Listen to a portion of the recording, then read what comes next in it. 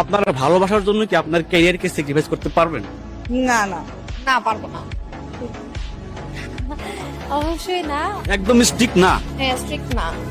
কেন, ভালোবাসা কি লাইফে ইম্পর্টেন্ট না? না, অবশ্যই ইম্পর্টেন্ট, কিন্তু একটা মেয়ের জন্য ক্যারিয়ার অনেক বেশি ইম্পর্টেন্ট। কারণ এই গ্রাজুয়েশনটা আমার অহংকার, আমার পরিবারের যে স্ট্রাগল ছিল আমার পড়ালেখা নিয়ে, সেটা it's my choice, my life.